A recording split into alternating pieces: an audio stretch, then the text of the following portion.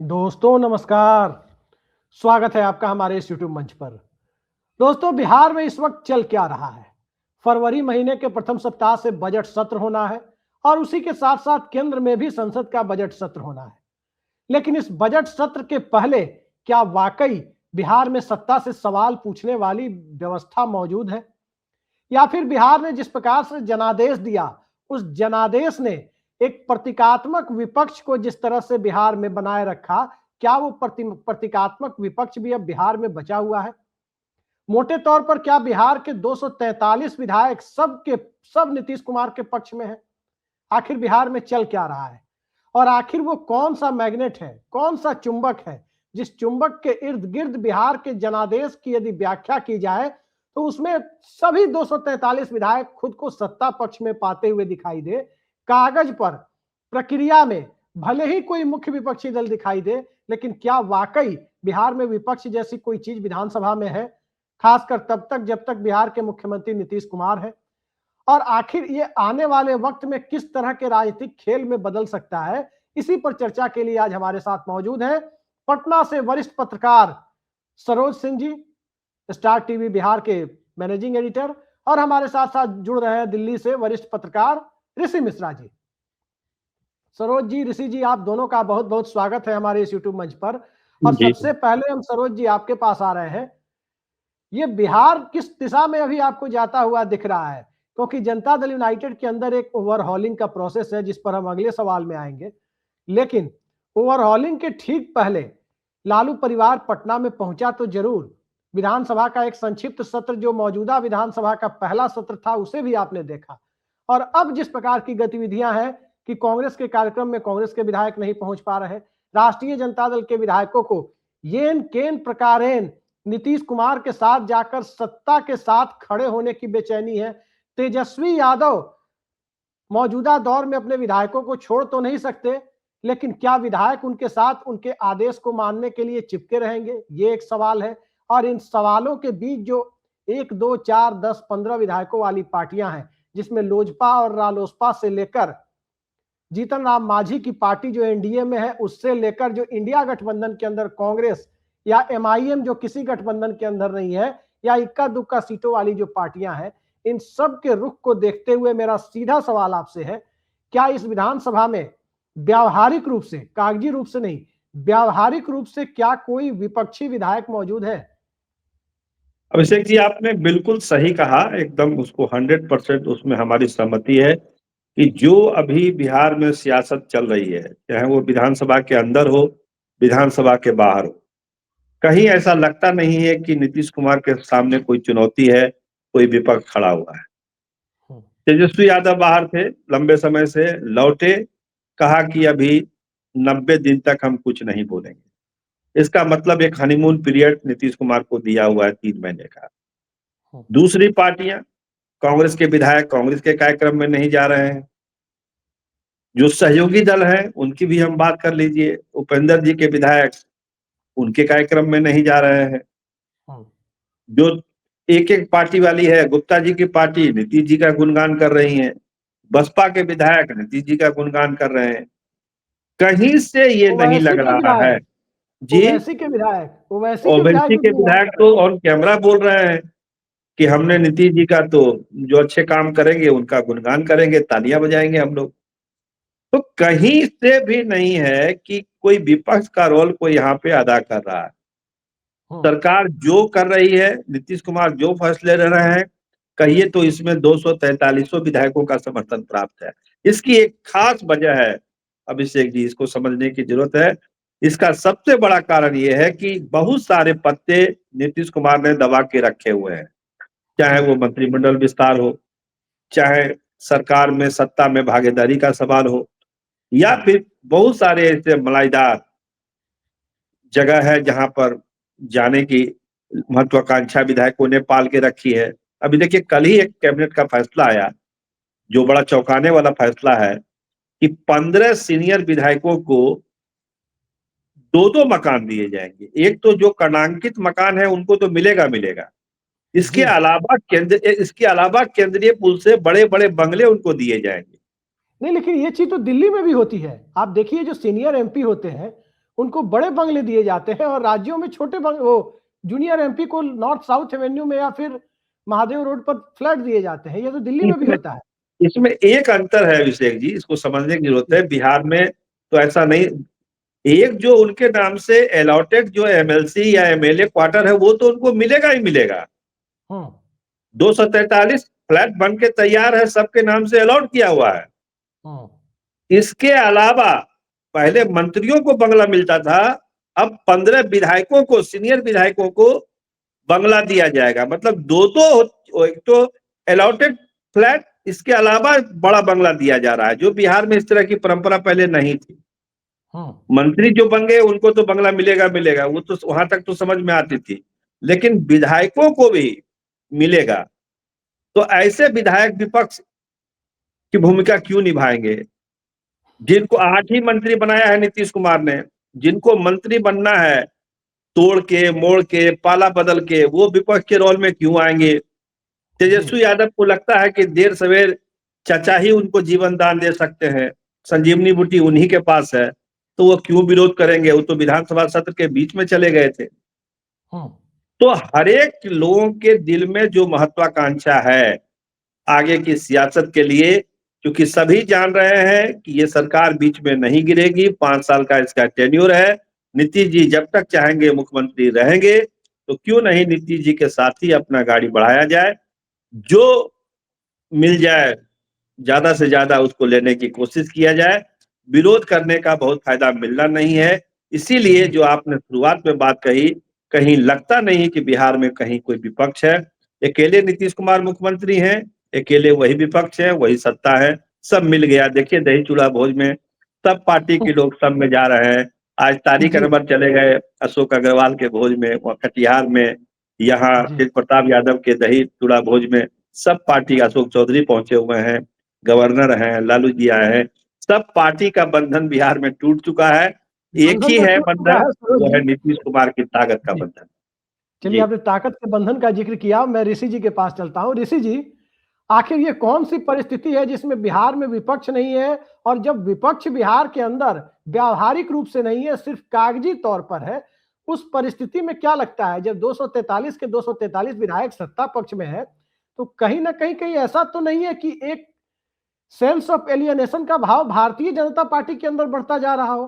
क्योंकि भारतीय जनता पार्टी को तो कम से कम किसी को आलोचना करने के लिए, कुछ कहने के लिए एक विपक्ष तो चाहिए। वो एक सामने ऑब्जेक्ट रख के राजनीति करते हैं। समाज में भी एक ऑब्जेक्ट है मुसलमान, जो येन केन प्रकार है उसको ऑब्जेक्ट बना देते हैं लोग, और राजनीति में भी एक ऑब्जेक्ट सामने रखकर बीजेपी राजनीति करती है। नहीं कोई मिलता है तो नेहरू को ही रख लेते हैं। अब जब बिहार में 243 विधायक ही सत्ता पक्ष में नजर आ रहे हैं, एक ही तरफ दिखते प्रतीत हो रहे हैं, तो बीजेपी की क्या स्थिति है? देखिए, आपने बिल्कुल सही कहा, विपक्ष के लायक रहा नहीं। जो नतीजे आए, जो संख्या आया, वो आप देखिए। तो ये कहने में मुझे कोई मतलब संकोच नहीं है कि विपक्ष तो विपक्ष के लायक बचा नहीं। दूसरी बात, जो विपक्ष के प्रमुख चेहरा है तेजस्वी यादव, उनका आप अप्रोच देखिए। चुनाव हारने के बाद बड़े से बड़े नेता अपने लोगों के बीच सक्रिय रहते हैं। मैं पहली बार देख रहा हूं एक ऐसा नेता जो हारने के बाद विदेश यात्रा पे चले जाते हैं। अरे भाई, आप ठीक है, चुनाव हार गए हैं, लेकिन आज भी राजद जो है सिंगल लार्जेस्ट पार्टी है, वो वोट परसेंट के हिसाब से। आपको जनमानस के बीच जाना चाहिए, अपने कार्यकर्ताओं के बीच जाना चाहिए, अपने नेताओं के बीच जाना चाहिए। तो आप तो चले जाते हैं। हाँ, 100 दिन चुप रहेंगे, क्योंकि उनको कहीं बिहार की जनता ने कहीं का नहीं छोड़ा। या जिस प्रकार से अपने आप को उन्होंने जनता के बीच में पेश किया, और मैं शुरू से कह रहा हूं, आप दोनों इस बात से सहमत होंगे, जो एमवाई उनकी ताकत है वही उनकी कमजोरी है, और तेजस्वी यादव जो है एमवाई से आगे जोड़ नहीं पाए। तो ये जो बचे कुछ विधायक जीत के आए हैं, वो देख रहे हैं कि जब हमारे नेता ही उस प्रकार से अप्रोच नहीं अपना रहे हैं, तो वो क्यों बेचारे एग्रेसिव अप्रोच अपनाए नीतीश कुमार के विरुद्ध या सरकार के विरुद्ध। हर एक विधायक को अपने क्षेत्र में काम कराना होता है। और सर ने बिल्कुल सही कहा। देखिए बीजेपी तो गाय बगाए इस प्रोसेस में तो लगी हुई है कि कैसे भी उनका मुख्यमंत्री हो। आपने देखा ही होगा कि इंडियन एक्सप्रेस में वो खबर छपी थी कि किस प्रकार से गुपचुप तरीके से अमित शाह बैठक करते हैं, जिसमें जेडीयू के 2 बड़े नेता, एक ब्यूरोक्रेट शामिल होते हैं, कि नीतीश कुमार का मूड क्या है, क्या नीतीश कुमार अपने आप को राजनीति से, स्वेच्छा से, मतलब जो एक मतलब होता है कि मतलब बीजेपी को सत्ता सौंपने के लिए तैयार है या नहीं है। तो ये तो बीजेपी तो लगी हुई है, बीजेपी तो चाहती है कि इस बार ही ऐसा खेल किया जाए जिससे मतलब चित भी अपनी, पट भी अपनी। लेकिन मैं इस बात से सहमत हूं, नीतीश कुमार जब तक चाहेंगे तब तक बिहार के मुख्यमंत्री होंगे, और नीतीश कुमार और जेडीयू इस प्रोसेस में लगी हुई है कि कैसे भी सिंगल लार्जेस्ट पार्टी जेडीयू बन जाए, चाहे वो कांग्रेस के विधायकों को तोड़ना पड़े, चाहे वो एआईएमआईएम के विधायकों को तोड़ना पड़े, चाहे वो एक बसपा का है, एक सहरसा वाले आईपी गुप्ता है, या उपेंद्र कुशवाहा के 3 विधायकों को तोड़ना पड़े। तो जेडीयू इस प्रोसेस में लगी हुई है, और मैंने उस दिन भी आपको खबर दी थी कि जो मतलब आज के बाद जो नीतीश कुमार का जो यात्रा शुरू होने जा रहा है, उसमें निशांत की एंट्री होने जा रही है। और कहीं ना कहीं आगे भी मैं आपको बताऊंगा, जैसे आपके सवाल आएंगे कि जेडीयू का भी जो एक तरह से मतलब रीस्ट्रक्चर जो संगठन का है, अभी मैं आऊंगा उस पर, थोड़ा वो नीतीश कुमार करने जा रहे हैं। जी सरोज जी, ऋषि जी जो बात कह रहे हैं, अभी आपको क्या दिखाई दे रहा है कि ऋषि जी तो कह रहे हैं कि बीजेपी चाहती है येन केन प्रकारेण सत्ता में आ जाए, वही विधायक कांग्रेस के, आपने ही खबर चलाई थी कि कांग्रेस के 6 विधायक नदारद हैं कांग्रेस के कार्यक्रम में, मनरेगा के को स्क्रैप किए जाने के विरोध में जो उनका कार्यक्रम, चूड़ादही कार्यक्रम में भी गायब थे। चूड़ादही का कार्यक्रम जो कांग्रेस की तरफ से, उसमें भी गायब है, दही चूड़ा में भी गायब है। सवाल यह है कि जब सब साथ में ही है तो ये रजिस्ट्री और म्यूटेशन का प्रोसेस पूरा कराना जरूरी है क्या नीतीश कुमार के लिए, कि विधायक गायब हो रहे हैं कि नहीं भाई उधर पहले पूरा करा ही ले। अभिषेक जी देखिए, बीजेपी तो चुनाव से पहले से ही चाहती थी कि भाई उनका मुख्यमंत्री बने, उनके नेतृत्व में सरकार बने। लोजपा को जैसे ही 29 सीटें अलॉट की गई, सिग्नल मिलने लगा कि भाई बीजेपी के मन में कुछ और है। लेकिन जनादेश इस तरह का आया, नीतीश कुमार की ताकत बढ़ गई, वो 85 विधायक तक पहुंच गए, तो उसके बाद बीजेपी को तो नुकसान हो गया, झटका लग गया कि भाई उसका तो प्लान ही फेल कर गया। लेकिन आज के तारीख में भी बीजेपी के दिल में कहीं ना कहीं ये बात तो है ना भाई, कभी अमित शाह बैठक करते हैं, कभी भारत रत्न देने की बात हो जाती है नीतीश कुमार को, तो कोई ना कोई एग्जिट प्लान नीतीश कुमार के लिए वो अपना बनाते रहते हैं बीजेपी वाले, कि किसी बात पर नीतीश कुमार मान जाए और बीजेपी का मुख्यमंत्री बिहार में हो जाए। लेकिन हम सब लोग जान रहे हैं कि जो ताकत नीतीश कुमार की है, और जिस पर हम लोग चर्चा कर रहे हैं कि 243 के 243 विधायक नीतीश कुमार के साथ हैं, तो वहां पर नीतीश कुमार के हटने का कहाँ सवाल पैदा होता है। हाँ, ये जरूर भाजपा चाहेगी कि समय के साथ जो है नीतीश कुमार को कमजोर किया जाए, और कहीं ना कहीं अपना जो है 43 पर जब वो कमजोर नहीं हुए, तो सवाल यह है कि फिर 85 पे कैसे कमजोर हो जाएंगे। कोई ऑप्शन तो दिया जा रहा है ना अभिषेक जी। देखिए, कभी भारत रत्न दे के मनाने की कोशिश होती है, कभी कहा जाता है कि निशान को डिप्टी सीएम बना देते हैं, बहुत तरह के प्रपोजल है नीतीश कुमार के सामने बीजेपी पेश करते रहती है, लेकिन कोई भी प्रपोजल नीतीश कुमार मानेंगे नहीं, ये सब लोग जानते हैं। क्योंकि नीतीश कुमार जिस मिजाज से राजनीति करते हैं, जिस हनक से राजनीति करते हैं, उसमें बीजेपी के इन प्रपोजलों का कोई मतलब है नहीं। जिस दिन नीतीश कुमार चाहेंगे उसी दिन वो कुर्सी से हटेंगे। बाकी जो बिहार विधानसभा का गणित है वो नीतीश कुमार के फेवर में है, कोई भी उनको हटा नहीं सकता है, क्योंकि विपक्ष की सारी पार्टियां नीतीश कुमार के साथ हैं। इस पर हम लोग कई बार चर्चा कर चुके हैं, चाहे वो आरजेडी हो, एआईएमआईएम हो, छोटी छोटी पार्टियां हो, कांग्रेस के 6 विधायक हो। आज के आज चाहे तो नीतीश कुमार लोजपा के विधायकों को तोड़कर अपने तरफ कर सकते हैं। कहीं कोई नीतीश कुमार के समझिए कि एक गोल्डन इरा उनका चल रहा है अभी सियासत में। 2005 के बाद ये 2025 जो है उनके लिए सबसे फेवरेबल काल है सियासत का। जो लोग कह रहे थे कि ये अब खत्म हो गए, उतने ही मजबूती से वो फाइट बैक कम बैक हुआ है उनका। और हमको लगता है कि इसका पूरा फायदा नीतीश कुमार उठाएंगे। लोग कुछ भी कहे, लेकिन नीतीश कुमार ठाठ से हनक से बिहार की सत्ता चलाएंगे, और भाजपा को मानने के लिए मजबूर करेंगे कि हम जो चाहेंगे वही बिहार में होगा, उसके अलावा बिहार में कुछ नहीं। नहीं सरोज जी, एक चीज हमें बताइए, हनक से सरकार चलाएंगे, सारी बात आप कह रहे हैं, चला रहे हैं। सवाल यह है कि जब 243 के 243 विधायक एक तरफ नजर आ रहे हैं, तो क्या नीतीश कुमार अपनी पार्टी के स्ट्रक्चर में कोई बदलाव लाना चाहते हैं, जिस वजह से कि कुछ चीजें हैं, जैसे आपने चलाया, कई लोगों ने चलाया, अखबारों ने भी चलाया कि राष्ट्रीय कार्यकारी अध्यक्ष के पद पर बदलाव हो सकता है, और चूंकि न्यूट्रल दिखने वाला व्यक्तित्व जो बिहार के बाहर का हो उसे भी लाया, वो भी कंसिडरेशन में है, वो भी लाए जा सकते हैं। वहीं दूसरी तरफ प्रदेश के लेवल पर भी चर्चा है कि संगठन में बदलाव हो। 4-5 एमएलसी जेडीयू से शायद चुने जाने हैं, उसके बाद 2 राज्यसभा चुने जाने हैं, हरिवंश जी की विदाई की चर्चा है, या रामनाथ ठाकुर को दूसरी जगह एडजस्ट करने की चर्चा है।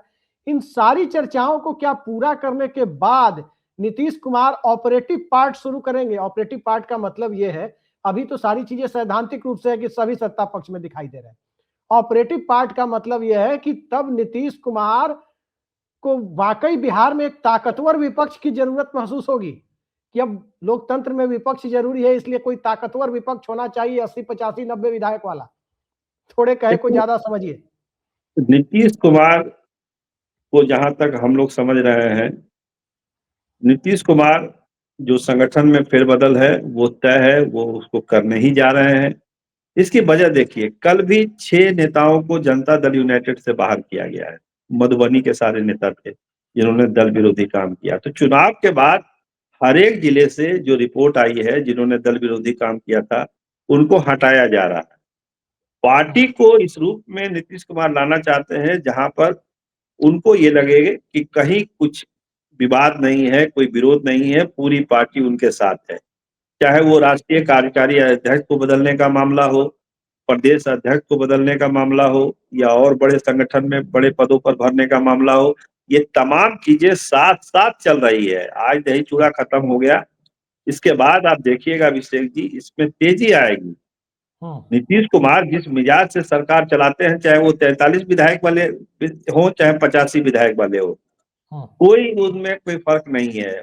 एक कहावत वो कहते हैं अपने लोगों के बीच में, जब उनके साथ बैठिएगा तो एक बात वो कहते हैं कि खाना एक हाथ से खाते रहिए और एक हाथ से मक्खी भगाते रहिए। कोई कुछ बोलता है उससे कोई लेना देना नहीं है, अपना भोजन आप करते रहिए, ये बराबर बोलते हैं। और उसी को वो राजनीति में उसको लागू करते हैं। इसीलिए नीतीश कुमार का दोनों मोर्चा खुला हुआ है। पार्टी संगठन को मजबूत करना है, फेरबदल करना है, अपने लोगों को लाना है, निशान के लिए रास्ता बनाना है। चाहे वो आरसीपी सिंह की वापसी हो या कपिल पाटिल को राष्ट्रीय कार्यकारी अध्यक्ष बनाने की बात जो चर्चा है, जो अब काफी मजबूती से कही जा रही है पार्टी के अंदर। तो इन तमाम चीजों को लेकर नीतीश कुमार का एकदम क्लियर कंसेप्ट है कि पार्टी को एकदम फुल प्रूफ बनाना है। सरकार तो फुल प्रूफ है ही, कहीं दिक्कत नहीं है। और एक ऐसा बिहार में एक मॉडल पेश करना है। देखिए, नाम उन्होंने रखा समृद्धि यात्रा, मतलब अब जी, तक जो मेहनत हुई है 20 सालों में, विकास का क्या मॉडल बना है जिलों में और सब जगह, उसको एक दिखाने की कोशिश देश दुनिया को नीतीश कुमार यही करेंगे। मॉडल है सरोज जी। इस बात जी, पर तो नीतीश कुमार की आलोचना बनती है। यही मॉडल है कि पूरे देश में पर कैपिटा इनकम, प्रति व्यक्ति आय सबसे कम बिहार में है। 2005 में भी वही स्थिति थी, नीतीश जी के आने के वक्त आज भी वही स्थिति है कि प्रति व्यक्ति आय बिहार की सालाना 1 लाख भी नहीं है, 64 से 70 हजार के बीच में। यही यही समृद्धि है। मतलब सवाल यह है कि हम नीतीश कुमार की प्रशंसा के लिए नहीं बैठे हैं। सत्ता की जो कमियां हैं वो गिनानी पड़ेगी। लॉ एंड ऑर्डर आपने ठीक कर दिया, लालू यादव के सत्ता से तुलना करते हैं। मतलब वो जो काम नरेंद्र मोदी करते हैं कि भारत को पाकिस्तान का डर दिखाते हैं, जिस पाकिस्तान को भारत ने 3-3 बार परास्त किया, पाकिस्तान को 2 टुकड़ों में बांट दिया 1971 में, उस पाकिस्तान का डर मोदी जी दिखाते हैं। वही काम बिहार में नीतीश कुमार करते हैं कि लालू राज का डर हर चुनाव में दिखाते हैं। लेकिन सवाल है कि देश के विकसित राज्यों से क्यों नहीं, आप चीन के सामने नीति क्या है वो क्यों नहीं बताते मोदी जी? उसी तरह बिहार तमिलनाडु के बरक्स कहां खड़ा है। बिहार कहते हैं कि लैंड लॉक्ड स्टेट है जिसकी कोई समुद्री सीमा नहीं है, तो तेलंगाना भी समुद्री सीमा वाला राज्य नहीं है। लेकिन देश में सबसे ज्यादा पर कैपिटा इनकम जिन बड़े राज्यों की है, तेलंगाना नंबर 1 है। आपके यहाँ आईटी नहीं है, जबकि सबसे ज्यादा आईटी प्रोफेशनल पूरे देश में बिहार से है। कौन सी समृद्धि यात्रा कर रहे हैं? ऋषि जी मैं आ रहा हूँ थोड़ा। जी सरोज जी। आपने जो आंकड़े डेटा दिए हैं इससे किसी को ये विरोध नहीं है, वो सच्चाई है। लेकिन एक चीज अभिषेक जी ये देखना होगा कि नीतीश कुमार के नेतृत्व में जो 20 साल 2 दशक से राज्य में सरकार चल रही है, जनता हर बार उनको चुन के ला रही है, जिन भी परिस्थितियों में ला रही हो, जिस भी गठबंधन में ला रही हो। एक ऐसा नेता जिसको ना बीजेपी इग्नोर कर पा रहा है, ना आरजेडी इग्नोर कर पा रहा है, ना बिहार की जनता इग्नोर कर पा रही है। तो एक भरोसा नीतीश कुमार के लिए है, बिहार की जनता को ये कई दफा साबित हो चुका है।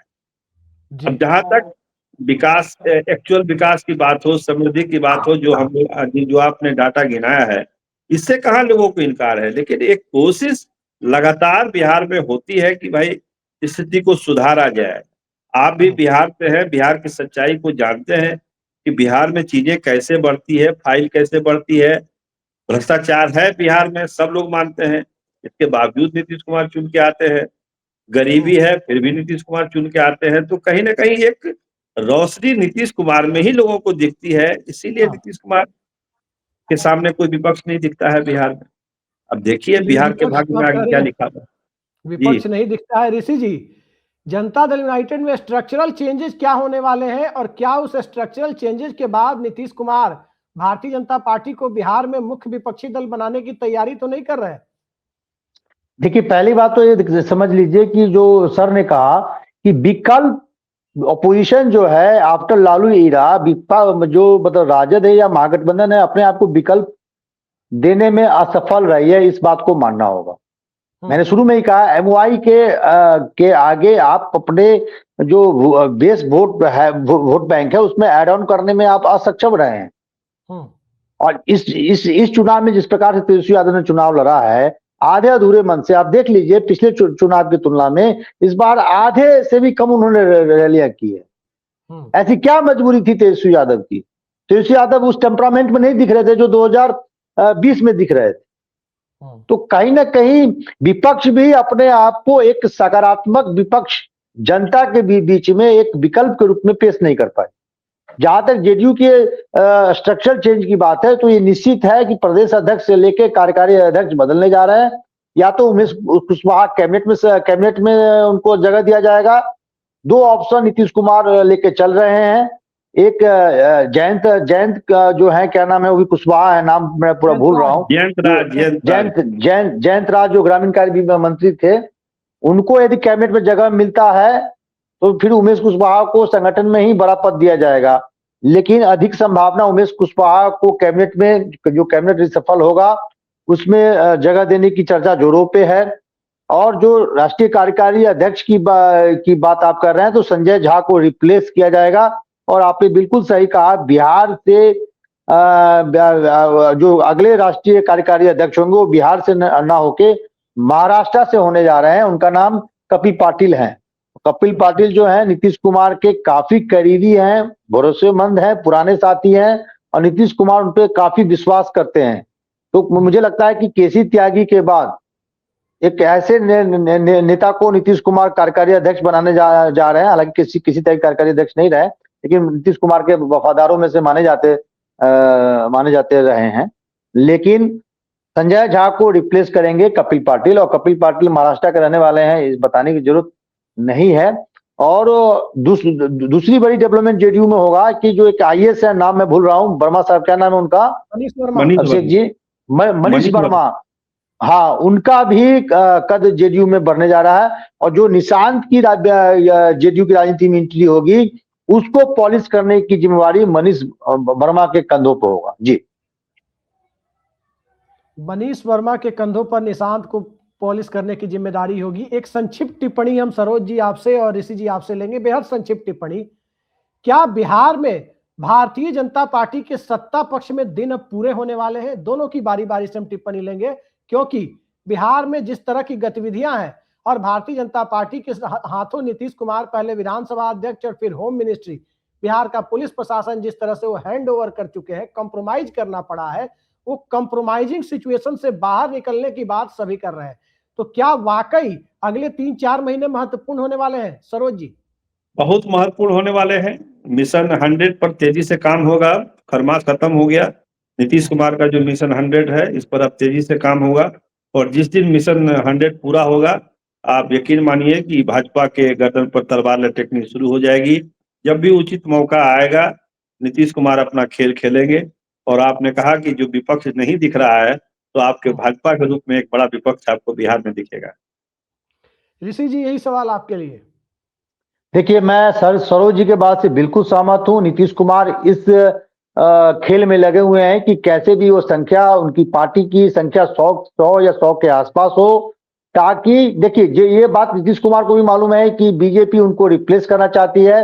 बीजेपी समय के इंतजार में है और सही समय पे सही वार बीजेपी करना चाहती है, लेकिन जिस प्रकार से जेडीयू को मैंडेट मिला, विधायकों की संख्या है, तो उस कंडीशन में बीजेपी के नीतीश कुमार के साथ छेड़छाड़ नहीं करना चाहती है। लेकिन बीजेपी इस प्रोसेस में लगी हुई है कि जेडीयू के कुछ नेताओं के सहारे जेडीयू को तोड़ा जाए और नीतीश पर दबाव बनाया जाए, नीतीश को रिप्लेस किया जाए। लेकिन नीतीश मजे हुए राजनेता है, भारतीय राजनीति का सही में यदि चाणक्य कहें तो मैं नीतीश कुमार को मानता हूं।